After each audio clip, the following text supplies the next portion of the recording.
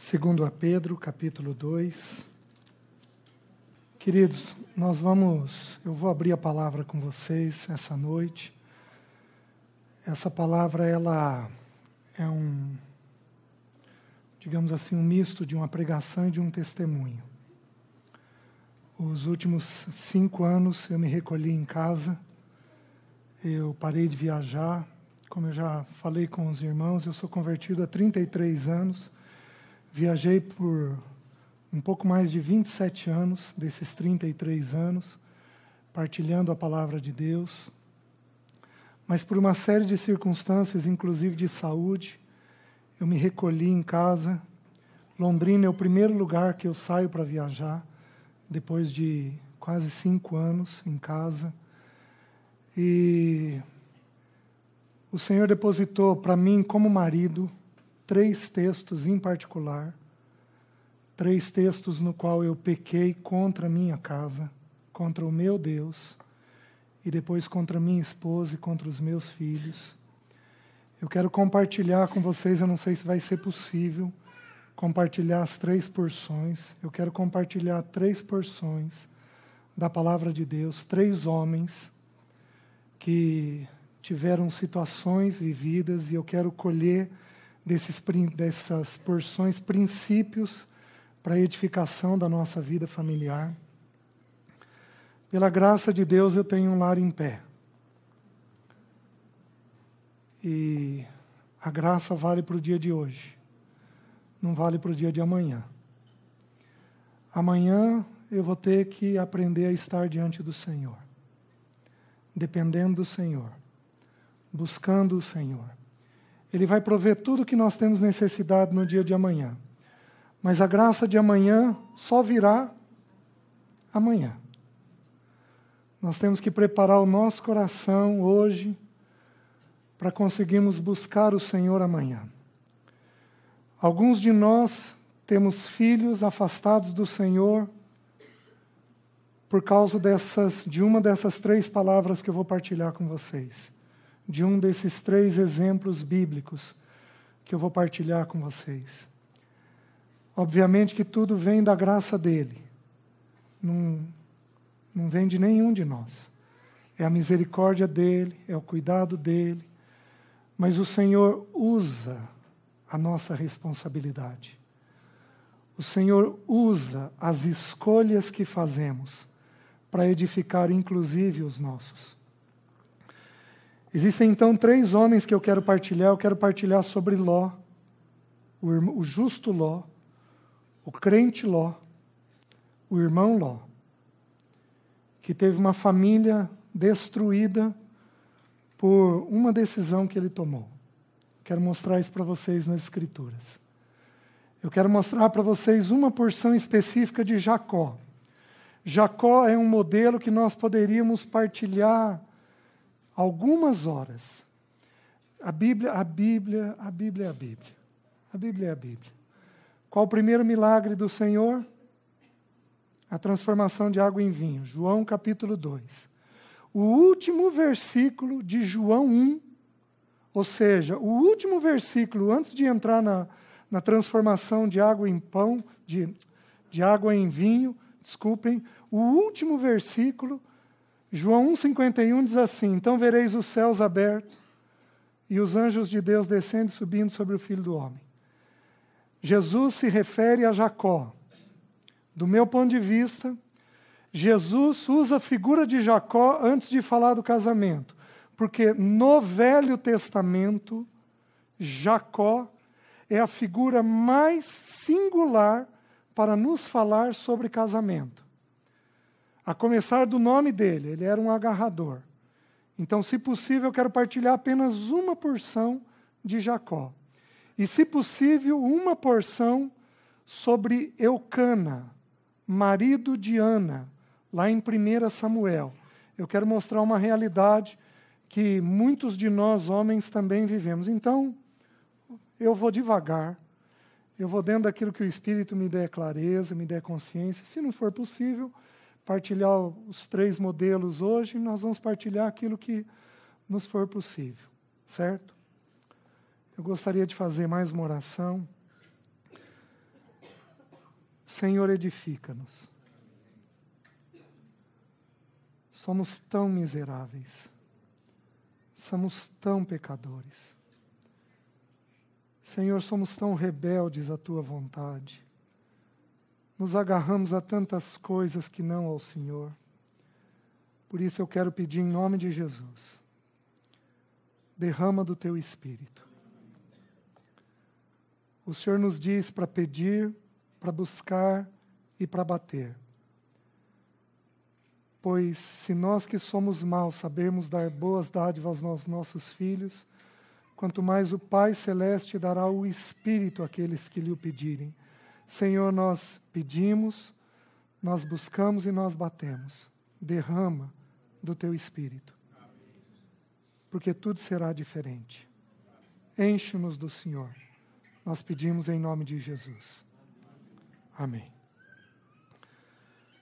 2 Pedro capítulo 2, versículo 4, a palavra de Deus nos diz assim: Ora, se Deus não poupou anjos quando pecaram, antes, precipitando-os no inferno, os entregou a abismos de trevas, reservando-os para juízo, e não poupou o mundo antigo, mas preservou a Noé, pregador da justiça, e mais 7 pessoas, quando fez vir o dilúvio sobre o mundo de ímpios.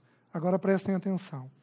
E reduzindo a cinzas as cidades de Sodoma e Gomorra, ordenou-as à ruína completa, tendo-as posta como exemplo a quantos venham a viver impiamente, e livrou o justo Ló. Se ele era justo, ele era salvo, crente no Senhor, como somos a maioria de nós aqui, um homem crente, fazendo uma escolha errada. E livrou o justo Ló, afligido, ele era tão justo, que olha o que acontecia, afligido pelo comportamento, procedimento libertino daqueles insubordinados, porque este justo, pelo que via e ouvia quando habitava entre eles, atormentava sua alma justa, cada dia, por causa das obras iníquas daqueles. E porque o Senhor sabe livrar da provação os piedosos e reservar sobre castigo os impuros, os injustos, para o dia do juízo. Queridos, primeira verdade no caso de Ló. Nós temos um irmão. Alguns estudiosos dizem que Pedro se refere ao justo Ló por causa da oração de intercessão que Abraão fez antes de Sodoma ser destruído. Destruirias o Senhor uma nação ímpia se houvesse... Vocês lembram? Ele começa com um certo número e ele para em 10. 10 justos na cidade. Ali ele para, ele encerra, e pelo que nós entendemos, o Senhor liberta 4 justos daquela cidade. Liberta Ló, liberta a esposa de Ló e liberta as 2 filhas de Ló. Então nós estamos falando, de acordo com as Escrituras, de um homem crente precisando tomar decisões na sua vida. Vejam agora o texto de Ezequiel. Esse texto é maravilhoso. É Ezequiel capítulo 16, versículo 49 e 50. A palavra de Deus nos diz assim: Eis que esta foi a iniquidade de Sodoma, tua irmã. E olha os pecados de Sodoma: soberba, fartura de pão, próspera tranquilidade teve ela e suas filhas. Mas nunca, quando diz suas filhas, está falando das cidades circunvizinhas dela. Mas nunca amparou o pobre e necessitado. Foram arrogantes, o 4º pecado, e o 5º e último pecado, e fizeram abominações diante de mim. Aqui então se referindo aos pecados de ordem sexual. Pelo que, em vendo isso, as removi dali. As trevas nada podem contra a luz. Quando a luz acende, as trevas não suportam e são dissipadas. Como pode duas cidades que tiveram tanto testemunho do Senhor terem se afastado a tal ponto do Deus verdadeiro, do Deus genuíno, que as lâmpadas se apagaram, que o testemunho se desfez e que, infelizmente, as trevas entraram. A tal ponto de nossas congregações não terem mais separação entre o santo e o profano. Como pode? Na época que eu me converti, eu era católico. Na época que eu me converti, nós íamos para o bailão no sábado à noite e domingo de manhã, por imposição, nós íamos à missa. Como pode o povo de Deus, que recebeu o evangelho que recebeu, 30 anos depois da minha conversão, esse povo ter essa prática que eu tinha quando era ímpio?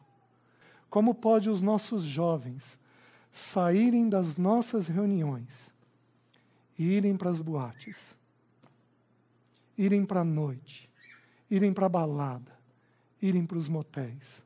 Como pode isso?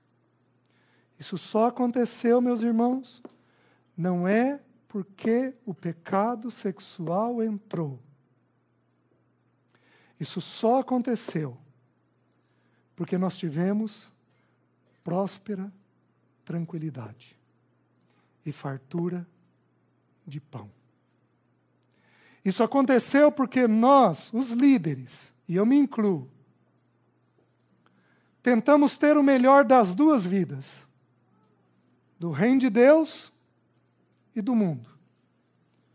Porque fizemos escolhas financeiras que mataram nossos lares, que mataram nosso tempo, que empurraram as nossas mulheres para dentro dos shoppings, fazendo com que elas se agarrassem às coisas dessa vida, que empurraram elas para revistas e para coisas e mais coisas. Se não é minha mulher, há um tempo atrás, me alertar: César, como pode você, um homem de Deus, que foi viciado em sexo, assinar a Veja e não ver o que eu estou vendo? Não ver as cenas que eu vejo, com duas crianças dentro de casa. Se não é minha mulher me alertar de um risco desse, eu simplesmente não veria. Por quê? Porque o meu coração se encontrava ainda misturado com as coisas do mundo. Tivemos próspera tranquilidade. Estes são os pecados de tua irmã Sodoma. Ela teve fartura de pão. Ela teve próspera tranquilidade. Maringá paga um dos maiores salários do país. Maringá, para ser construído o Catuaí, que é filial daqui, de Londrina. Eles buscaram pessoas no Pará. E aí o povo de Deus, vamos crescer junto. E começa a tomar decisões. Começa a se envolver com o mundo. Começa a tomar forma do mundo, jeito do mundo. Começa a fazer negócios com o mundo sem ter critério, sem ter prioridade. Nossos homens fizeram sociedades com ímpios e acharam que isso não teria prejuízo às suas casas. Eu desconheço um crente homem que tenha feito sociedade com ímpios, que não tenha tido filhos mundanos. Eu desconheço um homem crente que tenha feito sociedade com ímpios, que não tenha filhos mundanos, porque ele se obriga a ter que sentar, a ter que jantar, a ter que tomar coisas indevidas, beber coisas indevidas, suportar conversas indevidas, suportar piadas indevidas. E isso, meus irmãos, os nossos filhos veem. Depois nos queixamos do mundanismo deles. O problema de Sodoma que atraiu Ló não foi a sexualidade desenfreada. Sexo desenfreado é uma consequência de onde há muita prosperidade. Por isso que os maiores locais de prostituição são os grandes centros. São os países mais desenvolvidos, os que aprovam as primeiras leis de avanço com relação à prostituição. Os 3 estados nossos do Sul, Paraná, Santa Catarina e Rio Grande do Sul, são possivelmente, aliados a São Paulo, os 3 estados mais avançados a nível de cultura do nosso país. E são os primeiros estados a aprovarem leis que legitimam uma sexualidade fora da palavra de Deus, indevida. Por quê? Porque são lugares prósperos. Esta foi a iniquidade de tua irmã Sodoma. Prosperidade, fartura de pão, próspera tranquilidade. Vamos avançar. Nós não pregamos o que a Igreja Universal faz. Nós não pregamos o que a Igreja Universal faz. Vem cá. Vem cá. Nós não pregamos o que um Murdoch da vida prega, que chegou em Maringá numa igreja de irmãos e diz que 100 irmãos iriam dar R$1.000 e que aqueles 100 irmãos teriam um jato. Crentes, ouvindo essas besteiras. Nós não pregamos isso, não pregamos o que um Murdoch prega, não pregamos o que a Universal prega, mas podemos não julgar a prosperidade que temos, os perigos da prosperidade que vivemos. Ló foi um homem atraído por essa prosperidade, por esses bons negócios. E, queridos, eu não estou falando de pecado grosseiro. A grande maioria dos irmãos aqui, possivelmente, creio eu, abandonou os pecados grosseiros. Esta não é a estratégia de Satanás contra o povo de Deus. Satanás, ele tem 3 estratégias no livro de Atos. 3. Sabe qual foi a primeira estratégia de Satanás contra a igreja de Deus no livro de Atos? Ocupar os presbíteros. Foi a primeira estratégia do diabo. Não, os líderes vão servir as mesas. E Pedro, tomado pelo Espírito, vira e diz, não podemos. Nós não podemos nos afastar da palavra e da oração. Um líder, ele só pode estar à frente se ele tiver palavra e oração. Essa foi a primeira estratégia. A segunda estratégia do diabo foi a perseguição. Ele perseguiu a igreja. E quando ele viu que com a perseguição ele não podia, ele entrou na terceira estratégia. Sabe qual foi? Ele misturou a igreja com coisas do mundo. A terceira estratégia do diabo é mistura. Porque quando mistura, você não sabe mais o que é o que. Tudo é relativo. E se alguém chega e prega de forma incisiva, não pode isso, não pode isso, não pode isso, nós somos tidos por exagerados, por extremistas, por pessoas que não têm coerência. A gente tem que relativizar as coisas. Há muitas coisas que a palavra de Deus não relativiza, que ela aponta dizendo com clareza que é pecado. Satanás não vai vir sobre a grande maioria dos homens aqui com pecados grosseiros. Satanás vai vir com pecados sutis, onde você não vai poder dizer num primeiro momento que aquilo constitui pecado. Homem, presta atenção. Quando Deus chama um homem, a primeira coisa que Deus tem que pôr em ordem na vida de um homem é dinheiro e trabalho. Mulher, preste atenção no que eu vou te dizer. Teu marido, o que você ouviu dizendo que depois de Deus a mulher tem que ser a coisa mais importante para o homem, isso é verdade em termos. Porque deixa eu te dizer uma coisa, o Salmo 128, que é o salmo para o homem casado, quando toma um homem casado, coloca numa ordem diferente as coisas. Diz assim o Salmo, Salmo 128 diz assim: bem-aventurado aquele que teme ao Senhor e anda nos seus caminhos. Sabe a segunda coisa que diz? Aí para o homem vai dizer: do trabalho de tuas mãos comerás, feliz serás, e tudo te irá. Queridos, um homem de Deus, ele tem que saber lidar com dinheiro e com trabalho. As irmãs casadas aqui, vê se eu tenho razão ou não. Se um homem trabalhar demais, ele te dá atenção? Não. Se ele trabalhar de menos, ele te põe numa situação complicada? Põe. Ele tem que saber lidar com o tempo, envolvendo dinheiro e trabalho. Se um homem gastar demais e ficar em dívida, ele vai ficar irritado dentro de casa? Ele vai te perceber bem? Não. Se um homem for avarento e querer poupar a todo custo, ele vai te perceber? Não. Se um homem não souber lidar com dinheiro e trabalho, ele não consegue se desenvolver na carreira cristã. Simples assim. Como diz o Paulo Bornelli, o dia é feito de 24 horas. 8 para trabalhar, 8 de lazer e 8 para dormir. Eu trabalhava 14 horas. Todo paciente meu dizia que eu era um poço de tranquilidade. Meus filhos diziam que eu era bravo.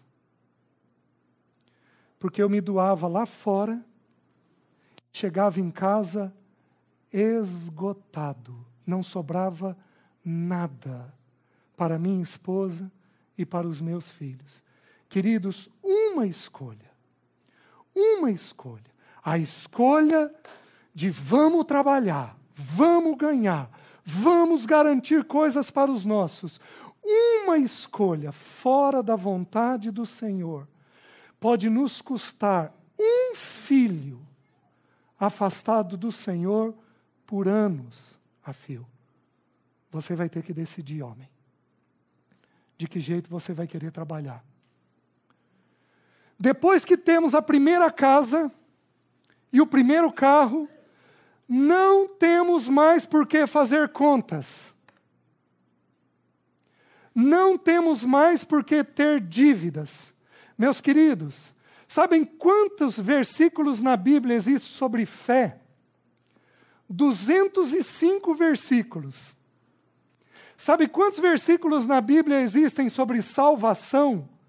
208 versículos. Qual é o tema central da Bíblia? Salvação, fé. Sabe quantos versículos existem na Bíblia sobre dinheiro? 2.805. Cerca de 1/4 da Bíblia é escrito sobre dinheiro. Sabe por quê? Porque nessa vida só tem 2 senhores: Deus ou Mamon. O dinheiro tem poder de mando. Sem medo de errar. Alguns homens aqui, por causa de decisões que tomaram lá atrás, e algumas irmãs aqui, por causa de decisões que tomaram lá atrás, têm hoje suas vidas governadas por dinheiro, por mamon. Não podem parar de trabalhar porque fizeram contas. Compraram o que não precisava. Compraram o que o Senhor não queria. Coisas lícitas, coisas legítimas, porém, roubaram essas coisas de si, o bem mais precioso que você tem, um bem chamado tempo.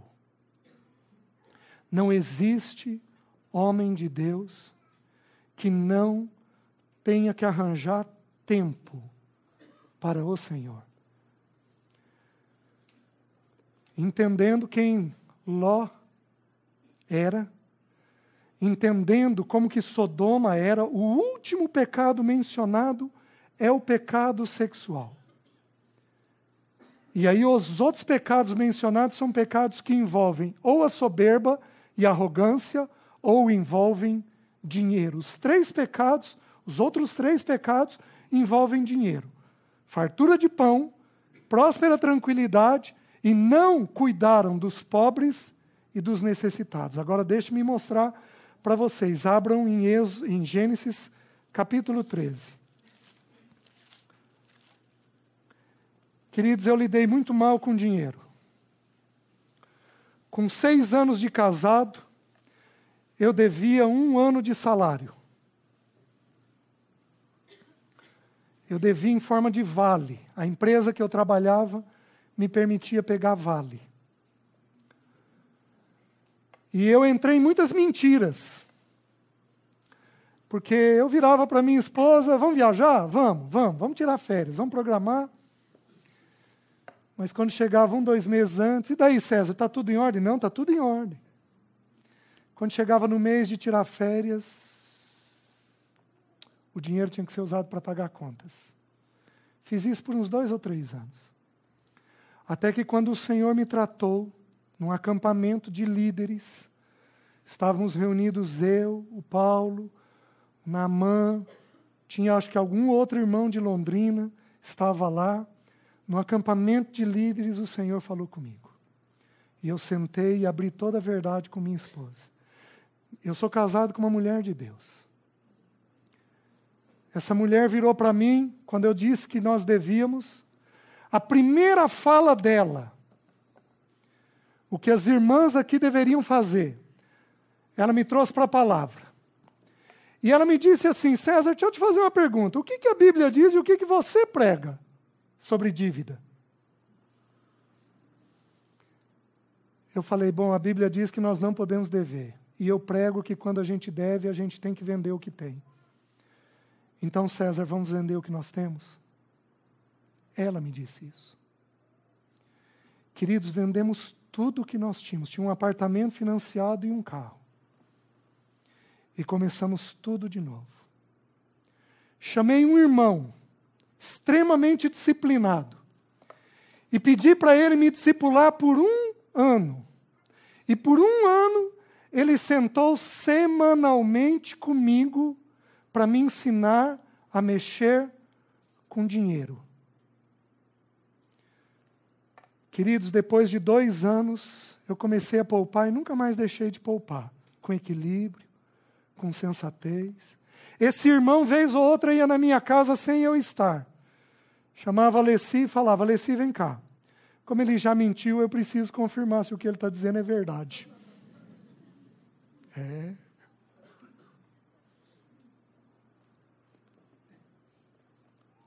Ló fez uma escolha financeira. Gênesis 13. Saiu, pois, Abraão do Egito para o Neguebe, ele e sua mulher e tudo que tinha, e Ló com ele.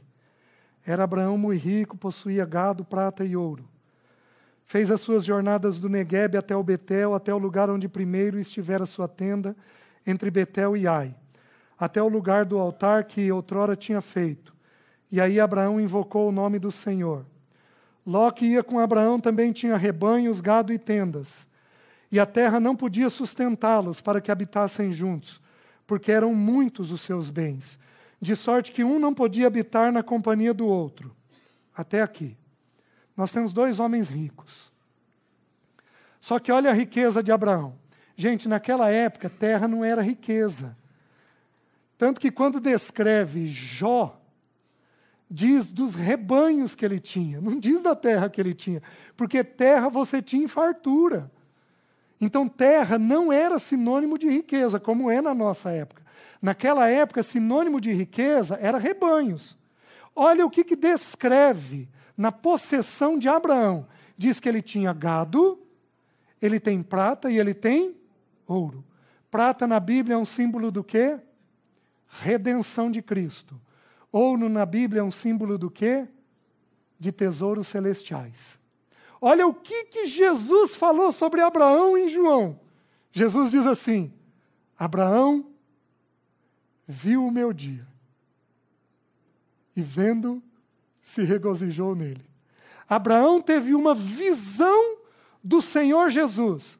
Ló não teve. Olha a descrição das posses de Ló. Diz assim, o versículo 5. Ló, que ia com Abraão, também tinha rebanhos, gado e tendas. Ele viu o Senhor? Não. Ele viu o quê? Os rebanhos e o gado. É a única coisa que ele tinha visto. Ele não tinha visto o Senhor. Aí, olha a decisão que ele toma. Versículo 7. Houve contenda entre os pastores de gado de Abraão e os pastores de gado de Ló. Nesse tempo, os cananeus e os ferezeus habitavam essa terra. Disse Abraão a Ló: não haja contenda entre mim e ti, e entre os meus pastores e os teus pastores, porque somos parentes chegados. Acaso não está diante de ti toda a terra? Peço-te que te apartes de mim. Se fores para a esquerda, irei para a direita. Se fores para a direita, irei para a esquerda. Vejam a escolha dele. Ele tem que tomar uma decisão. Para onde eu vou? É a decisão que ele tem que tomar. O problema, homem, é que para onde você vai, você carrega tua esposa e teus filhos. O problema é que um pecado errado pode ter 5, 10, 15 anos de colheita indevida. Um pecado errado pode levar a gente a ter anos de uma colheita indevida. Nós, homens, temos o privilégio de dentro de casa poder dizer sim e não. Mas você tem que entender que nas Escrituras todo privilégio traz consigo responsabilidades. Ló fez uma escolha que destruiu a sua vida, a vida da sua esposa e a vida das suas filhas. Salvas do juízo, mas não salvas da consequência triste do pecado que por anos eles tiveram que conviver. Qual o pecado dele? Olha o coração de Ló, olha um pouco além. Olha o coração dele, diz assim, queridos, Deus não condena a riqueza. A Bíblia diz que Deus faz o pobre, Deus faz o rico. Deus não condena a riqueza. Mas a mesma Bíblia que diz que Deus faz o pobre e Deus faz o rico, traz dúzias de exortações para o rico. Inclusive o rico crente. Dúzias de exortações. Esses dias no meu devocional, lendo Lucas, eu fiquei impressionado com quantos ais tem no livro de Lucas. O primeiro ai que me chamou a atenção foi o ai dos ricos. Ai de vós ricos, porque tendes a vossa consolação. Sabe o que o texto está dizendo? O texto está dizendo que quando a gente tem riqueza, a gente busca a consolação que não no Senhor. Então vamos fazer uma viagem. Então leva para esse médico, leva para aquele médico, leva para tal lugar, leva para outro lugar. E nós não buscamos o Senhor. Abraão é um exemplo singular nas Escrituras de riqueza de quem viu ao Senhor. Ele não procurou a riqueza, ele procurou o Senhor. E o Senhor acrescentou o que era necessário para eles. Homens, se você não aprender a lidar com dinheiro e com trabalho, você está pondo em risco grave sua vida e dos seus. É a primeira grande lição. Olha Ló, versículo 9, versículo 10. Levantou Ló os olhos, são os olhos, a janela da alma. Os nossos olhos procuram aquilo que está dentro do nosso coração. Eu gosto de carro. Eu tenho pedido para Deus tirar isso de mim, mas eu gosto de carro. Às vezes eu viajo para fora do país, num país que tem muitos carros. É vergonhoso. Eu já cheguei aí para um outro país, tanta coisa boa para fazer, e conheci uma agência de carro.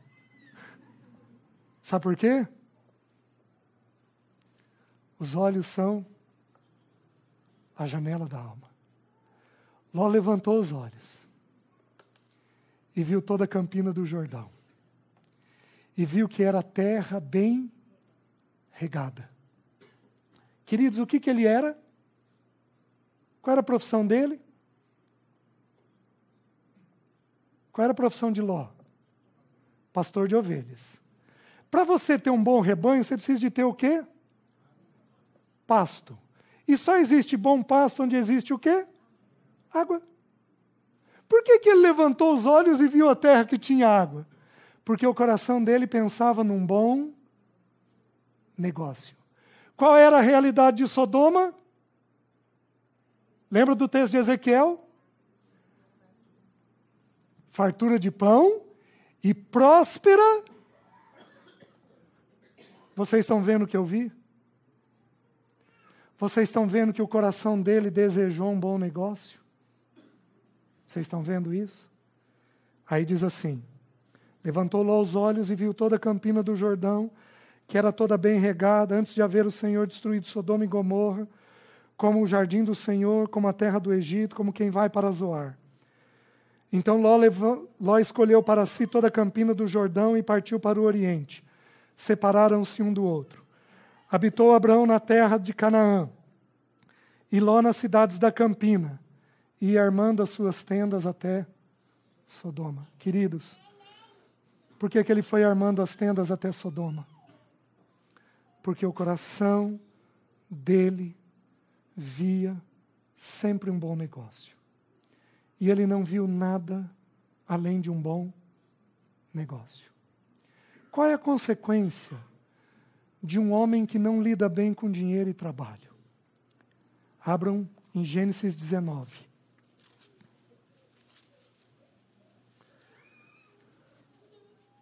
Vejam o que diz a palavra.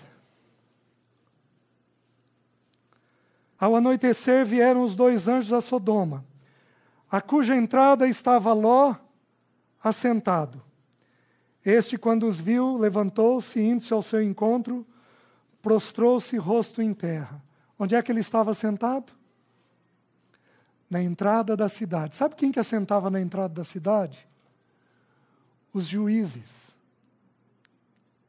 Meus queridos, um homem próspero entre nós, a gente tende a dar para ele o quê?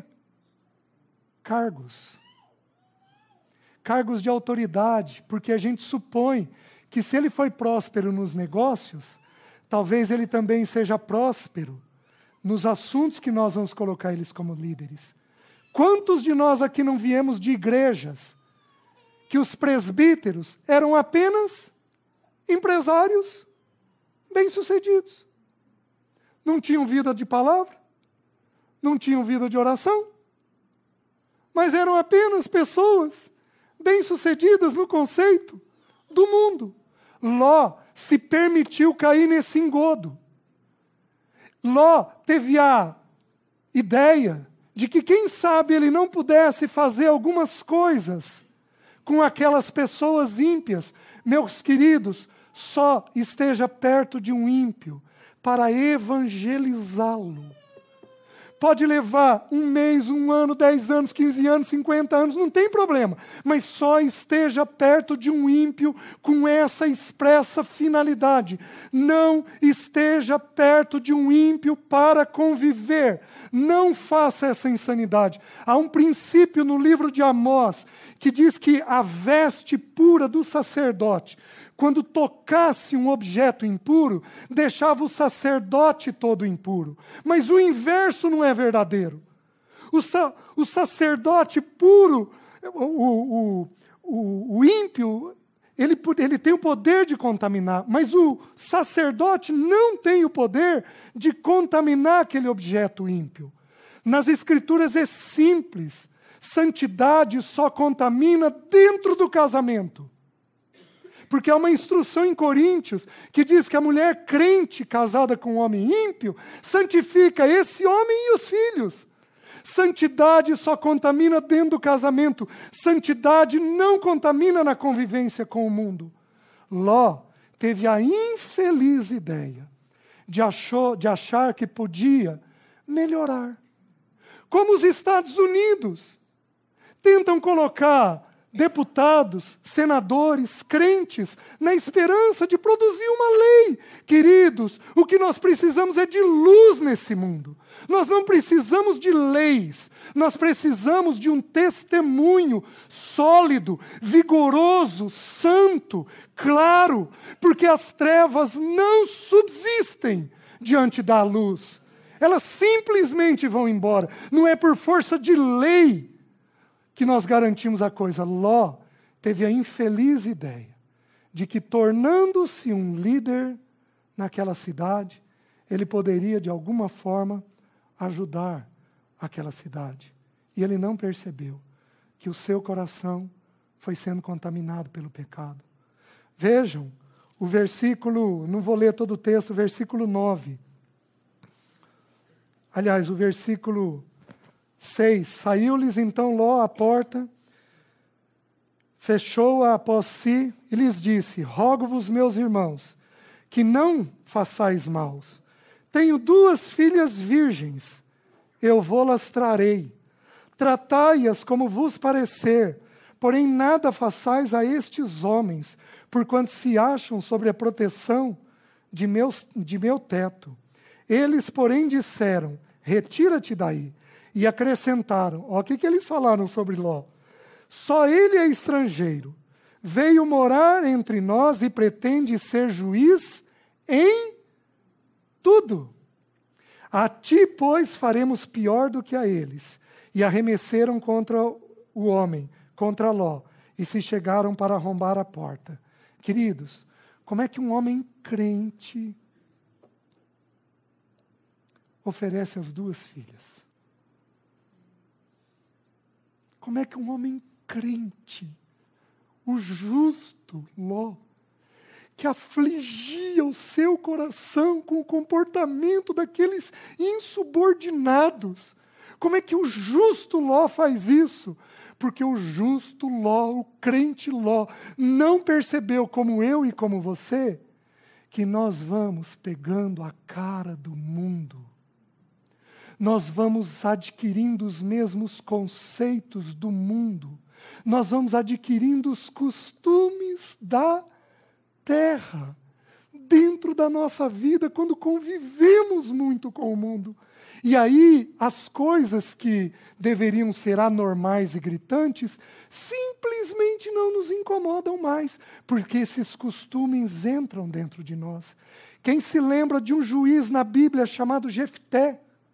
Gente, como é que pode? Deus toma um homem e esse homem faz um voto com ele e diz: se o Senhor me levar nessa empreitada para libertar Israel, a pessoa que eu chegar de volta da minha família, a primeira pessoa que eu ver, eu vou sacrificar o Senhor. Como é que o Senhor faz um vínculo com um homem desse? Chama um homem desse para mostrar para mim e para você uma coisa simples. Jefté era um homem contaminado pelos hábitos da terra. Quando ele volta daquela empreitada, a primeira pessoa que ele vê feliz da vida... Quantos anos você tem, Jéssica? É a filha dele de 18 anos.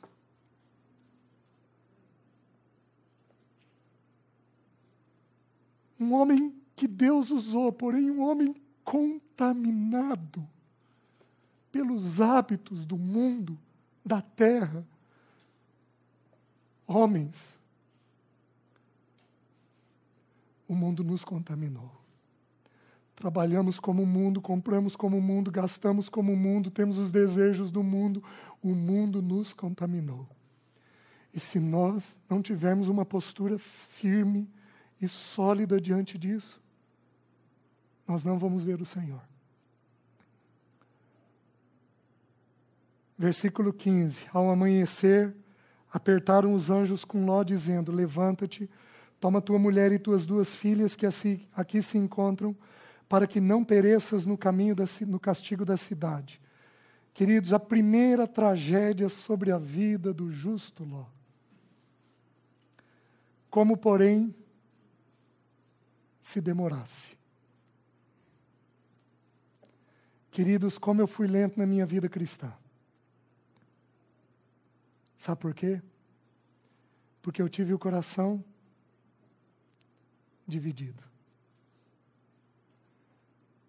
Um homem preocupado em coisas do mundo, um homem preocupado com dinheiro, preocupado com trabalho, é um homem que não consegue ouvir ao Senhor e ele se torna demorado.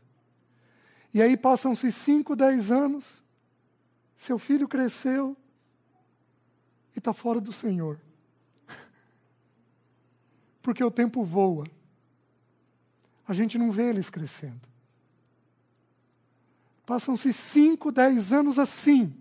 Nós temos que lembrar que nossa vida é como um sopro. Vai passar muito rápido. Filho, nós temos uma boa oportunidade. Depois daquilo, é só com esforço. Ou aproveitamos a oportunidade que temos, ou nós vamos fazer depois com eles com muito gemido, com muito esforço. Ló era um homem demorado. Demorado. Queridos, eu tenho alguns assuntos que minha esposa falou comigo. Existe um assunto, eu sou casado, vamos para 27 anos. Existe um assunto que eu e ela brigamos por todos esses anos de casados. E eu tomei uma decisão no último ano de gastar tempo com o Senhor. E eu decidi, já tinha tomado essa decisão antes, não ter uma dívida. Viver com menos. E tirar as minhas manhãs para o Senhor. Com exceção de terça-feira, eu já consigo fazer isso. Quando eu gastei tempo com o Senhor, os céus se abriram. E a verdade pela qual nós brigamos 26 anos foi estabelecida. Por que não foi antes? Em partes, porque eu era um homem dividido entre amar a Deus e amar o trabalho. Os irmãos estão entendendo? Dinheiro e trabalho. Ló se tornou demorado por causa disso. Homem.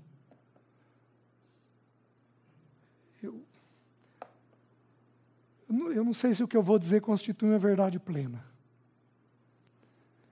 Mas eu acho que no dia do tribunal de Cristo, eu vou ser chamado antes da minha esposa e dos meus filhos. Porque eu vou responder por mim, mas em partes. Eu também vou responder pelo que eu fiz com eles. Um homem demorado, ele não ouve o Senhor. Ele não entende a voz do Senhor. Gente, é impressionante. Você pega a vida de Josué, e você pega as 3 primeiras batalhas que Josué teve ali, a batalha de fazer os muros caírem, depois a batalha de Ai, depois vem aquele estratagema dos gibeonitas. E Josué faz com eles um voto de que não iria destruir eles. E o texto diz claramente assim, com todas as letras, que Josué não consultou ao Senhor. Decisões precisam ser oradas. Algumas precisam de jejum, para nós discernirmos a voz do alto. Jesus nos ensinou esse princípio quando ele disse: por que os teus discípulos não jejuam e os de João jejuam? Jesus falou assim: pode porventura o amigo do noivo jejuar enquanto o noivo estiver presente? Dias, entretanto, virão em que o noivo lhe será tirado. Nesse dia jejuarão. O que é o noivo ser tirado? Tem ocasião em que ouvir a Deus é difícil ter clareza do tempo, da forma, da maneira de fazer as coisas. O que a gente faz? A gente jejua para ter mais clareza do Senhor, busca o Senhor com mais intensidade. Como diz o John Piper, a gente tem uma fome de alma, e por isso a gente não alimenta o corpo, porque a fome nossa é do Senhor, não é do corpo. E a gente busca Ele para ter clareza do posicionamento que temos que tomar, daquilo que temos que fazer. Meus queridos, um homem demorado. Um homem demorado produz que tipo de mulher? Versículo 23. Saía o sol sobre a terra quando Ló entrou em Zoar. Então fez o Senhor chover enxofre e fogo da parte do Senhor sobre Sodoma e Gomorra, e subverteu aquelas cidades, e toda a campina, e todos os moradores das cidades, e o que nascia na terra. E a mulher de Ló olhou para trás, e converteu-se numa estátua de sal. Queridos, o sal no Novo Testamento, aliás, não só no Novo, mas também no Velho, mas em especial no Novo, o sal é um sinônimo do quê? Vós sois de tempero, de diferença. Se o sal se tornar insípido, para nada mais presta. De novo, como eu gosto de carro, a primeira vez que eu vi os carros na neve, eu fiquei escandalizado. Porque os carros da neve são iguaizinhos aos nossos carros de praia. Eles são todos corroídos. Porque eles usam areia e sal para dissolver a neve nas estradas. Então, o carro vai pegando areia e sal o tempo inteiro. Aí é aquela coisa mais feia, ferrugem, próprio dos nossos carros aqui do litoral. Igualzinho. Queridos, essa mulher se tornou uma estátua de sal, ela se tornou um sal insípido. Um sal sem sabor. Uma mulher que não tem nada a acrescentar do Senhor. De novo, é uma questão dos olhos. Ela fez o quê? Olhou para trás. Não abram. Mas se você abrir, depois em Lucas capítulo 17, quando o Senhor está falando sobre o final dos tempos, e Ele vai dizer assim, lembrai-vos da mulher de Ló. Antes disso Ele diz que no final dos tempos, aquele que estiver no campo e tiver coisas em casa, não volte para pegar as suas coisas em casa. Não volte. Não seja agarrado. Não seja apegado às coisas que você possui. Não tenha um coração apegado a essas coisas. Essa mulher olha para trás, porque o coração dela estava naquelas coisas. Por isso ela olhou para trás. Meus queridos, faltam-nos mulheres como Abigail, esposa de Nabal. Sabe o que significa Nabal no hebraico? Homem mau.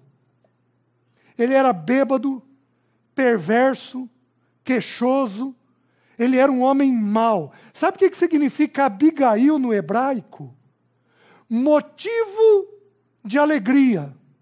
Falta-nos na igreja de Deus Abigaís, que são alegres, mesmo convivendo com pessoas, mas perversas, que são elogiadas por Davi pela sua sensatez, porque quando ela viu que o mal ia atingir a casa dela, o que ela fez? Desobedecendo ao marido, escondido do marido, ela honrou ao Senhor, porque ela amava mais o Senhor do que o seu próprio marido. Ela vai, toma uma oferta, leva até Davi pães, uvas, leva lá para os homens e aplaca. E ela deixa que Deus julgue a causa dela, porque no dia seguinte ela fala a verdade para o seu marido e acho eu que ele é tomado por um AVC. Mulher, quem cuida de um homem perverso é Deus. Eu ouvi uma irmã esses dias atrás partilhando a palavra de Deus, um texto maravilhoso que ela partilhou. Ela escondia a Bíblia no congelador, porque sabia que o marido não ia mexer lá. É assim que ela lia a Bíblia. Até que Deus, um homem perverso, mau, Até que Deus explodiu o coração dele. Porque Deus resolve os nossos problemas. E se Ele não resolve, Ele simplesmente nos dá graça para enfrentarmos o que precisamos. Falta-nos Abigail, faltam-nos mulheres idosas na igreja, que aprendam, de acordo com Paulo a Timóteo, a serem mestras do bem. Mulheres que toquem pessoas no nosso meio. Mulheres que saibam quem são os pobres, os necessitados, os carentes, os sofridos, os angustiados, que busquem os nossos adolescentes, que orem com eles, que abençoem eles. Faltam-nos mulheres como Ana, lá em Lucas capítulo 2, que tomou o Senhor e viu o Senhor, uma mulher de 80 anos, que esperava todo dia na porta do templo, com o espírito de oração. Falta-nos mulheres como essas. E sobra-nos mulheres crentes dentro de shoppings, falando coisas, pensando em coisas, desejando coisas, comprando coisas que não são necessárias, que nós não precisamos, que empurram os seus maridos a trabalharem mais. Minha sogra, no jeito dela, ela falava uma coisa que é uma verdade. Ela dizia o seguinte, que tem homem que pode colocar de caminhão dentro de casa, mas tem mulher que dá conta de colherzinha em colherzinha jogar fora tudo. Faltam-nos Anas, mulheres que sejam simples, mulheres que busquem ao Senhor, que deem uma palavra de Deus a seus maridos, não mulheres que estejam apegadas ao mundo. Falta-nos homens como Simeão, também em Lucas capítulo 2, que pega o Senhor na mão. Vocês sabem o que significa Simeão? A palavra Simeão no hebraico significa famoso. Sabe por que esse homem era famoso? Porque ele aguardava ver o Senhor. Olha como que o conceito de famoso diante de Deus é completamente diferente de famoso para o mundo. Um homem que aguardava, o Espírito havia revelado para ele, ele era cheio do Espírito, havia revelado que ele não passaria pela morte sem ver o Senhor. Ele era sacerdote, ele toma o Senhor, levanta o Senhor e traz uma profecia para José e Maria.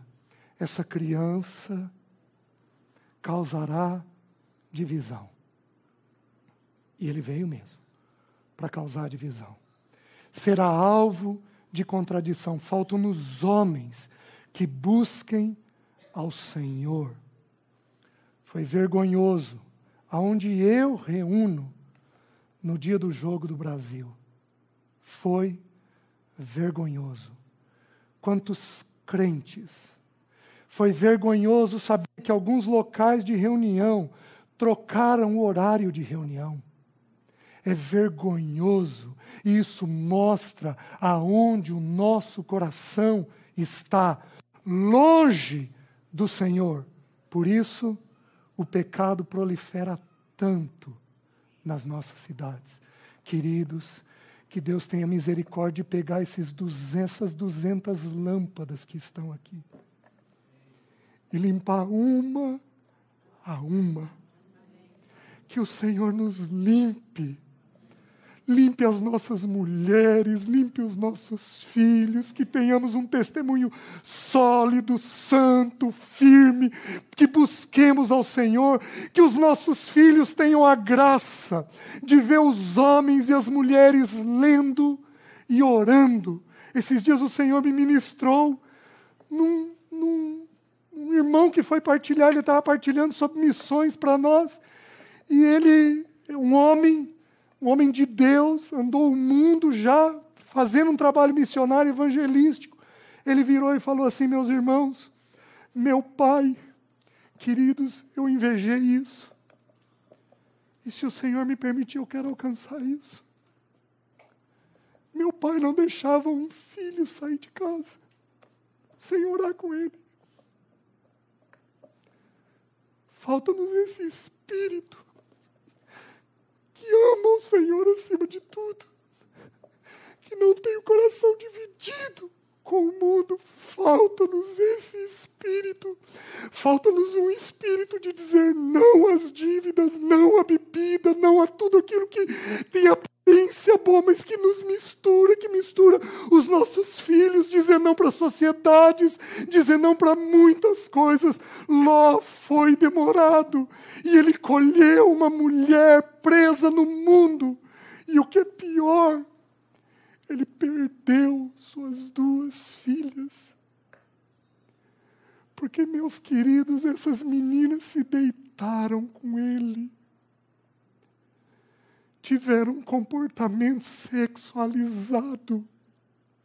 Porque o seu pai fez uma escolha financeira e conviveu com pessoas que ele não podia ter convivido nunca na vida dele.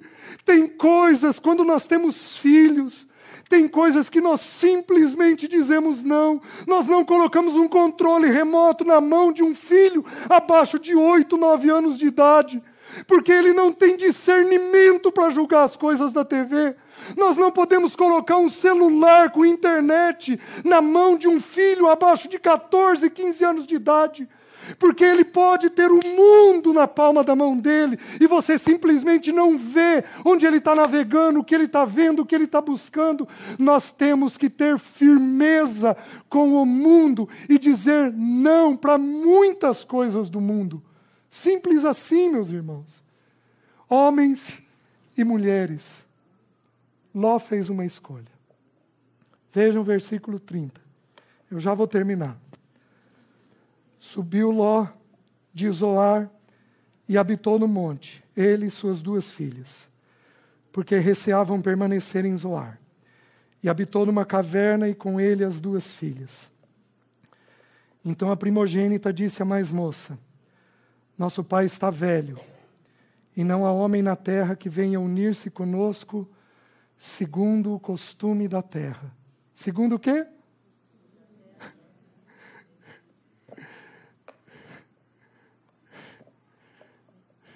Não julga uma veja. Não julga uma sociedade. Não julga uma conversa. Homem, não julga uma piada. Não julga. Pode não te contaminar. Mas sabe o que pode acontecer com os filhos teus? Contaminar eles. Os teus filhos simplesmente vão adquirir o costume da terra. Nós temos que entender que o povo de Deus é um povo que habita só. Vocês lembram quando o Espírito de Deus tomou?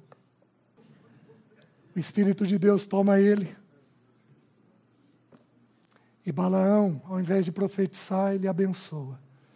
Mas ele abençoa e diz assim: meu povo é povo que habita só. O povo de Deus só tem o povo de Deus. Não tem mais ninguém. Vocês estão me entendendo? E nós temos que ensinar isso para os nossos filhos. Falta-nos família como a família de Recabe. Lá em Jeremias, leia um livro chamado Corra com os Cavalos, do Eugene Peterson. Ele tem um capítulo que ele trata só sobre a família dos recabitas. Falta-nos Recabes, onde o Senhor não tenta, porque o Senhor não tenta ninguém, mas vira para Jeremias e diz assim: vai até a família de Recabe e apresenta diante deles bebida. E Jeremias fez isso. E pediu que eles bebessem. E eles simplesmente disseram não. Uma das poucas famílias nas Escrituras em que a Bíblia diz que não faltaria testemunho de homens na família dele. Porque um homem que julgou os pecados da casa. Versículo 32, vem, façamo-lo beber vinho, deitemo-nos com ele e conservemos descendência de nosso pai. Naquela noite, pois, deram a beber vinho a seu pai, e entrando a primogênita se deitou com ele, sem que ela o notasse, nem quando ela se deitou, nem quando se levantou. No dia seguinte, disse a primogênita mais nova: deitei-me ontem à noite com o meu pai. Demos-lhe a beber vinho também esta noite. Entra e deita-te com ele, para que preservemos a descendência de nosso pai. De novo, pois, deram aquela noite a beber vinho a seu pai.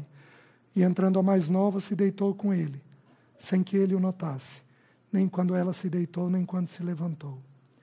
E assim as duas filhas de Ló conceberam do próprio pai. A primogênita deu à luz um filho e lhe chamou Moabe. É o pai dos moabitas até o dia de hoje. A mais nova também deu à luz a um filho e lhe chamou Ben-Ami. É o pai dos filhos de Amon até o dia de hoje. Uma família de crentes derrotada na sua vida. Como talvez serão algumas das famílias aqui.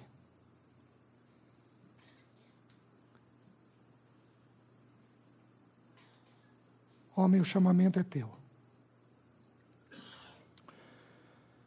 Quando eu passei por essa experiência de dever, eu fui tentado durante um mês, mais ou menos, a passar o orçamento para a mão da minha esposa. Porque minha esposa, ela tem um milagre. Ela põe R$100 na carteira e, se brincar, chega com 110 no final do mês. Não sei como é que acontece. Na minha não acontece, na dela acontece. Minha esposa é muito equilibrada. Eu fui muito tentado a pôr o orçamento na mão dela. Mas o Espírito ministrou um texto ao meu coração. Não precisam abrir. Lucas capítulo 11 diz assim: ser fiel no pouco, sobre o muito te colocarei. Pois aquele que não sabe ser fiel nas riquezas de origem iníqua, como é que eu vou lhe confiar a verdadeira riqueza? Homem, preste atenção. O dinheiro é um mero treino para você poder receber valores eternos. Se você não aprender a lidar, o Senhor não tem condições de depositar em você conceitos das Escrituras eternas. Eu desconheço homem de Deus, maduro, equilibrado, que tenha problemas com dinheiro. Ele pode ter tido, mas ele não tem. Porque senão ele não é homem de Deus. Esse Senhor tem que ser subjugado. E você tem que tomar uma decisão. Porque, como eu disse, o grande problema desse Senhor é que ele rouba teu tempo. Ele rouba tuas forças. Ele rouba teu vigor. Amém? Vamos nos colocar de pé para orarmos.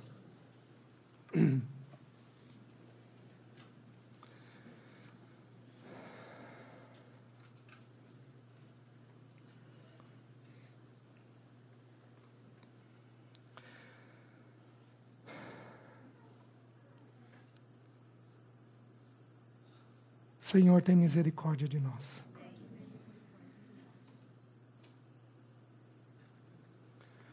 Ajuda-nos a sermos como Abraão. E ajuda-nos a aprendermos com Ló. Senhor, nossa vida não tem sentido se os nossos filhos não estiverem em Ti. Se qualquer família dos meus irmãos tem filhos afastados do Senhor, traz eles de volta. Só que começa com os homens e com as irmãs. Em nome de Jesus faz isso. Tem misericórdia de nós. Ajuda-nos a ouvirmos a Tua voz e a nos posicionarmos com aquilo que temos necessidade. Faz isso, em nome de Jesus. Amém. Sentem-se, vou roubar mais um minutinho apenas. Eu me esqueci de colocar com os irmãos de frente. No mês passado, algumas irmãs que são sós vieram de forma justa falar comigo, porque os sós, via de regra, são esquecidos. Então, nós vamos fazer... Deixa eu já dar uma orientação para vocês. Tudo que vocês estiverem ouvindo de papéis, de homem e de mulher, vão gravando bem na mente de vocês. Tá? Porque se o Senhor nos permitir, eu posso falar com os irmãos, a gente poderia, talvez um domingo, reunir o grupo das pessoas que são sós, as divorciadas, aquelas que são sozinhas, que não casaram, as viúvas, e dizer alguns princípios das Escrituras para essa realidade de vocês. Então, as irmãs tinham plena razão na queixa, né? Então, eu já estou instruindo vocês sobre como ouvir. Vão ouvindo e registrando quais são os papéis. Os papéis têm que ficar bem claro na mente de vocês. O que é o papel de um homem e o que é o papel de uma mulher. E aí, então, depois, se o Senhor nos permitir, eu posso ajudá-las a como aplicar isso na vida prática de vocês. Tudo bem? Deus abençoe.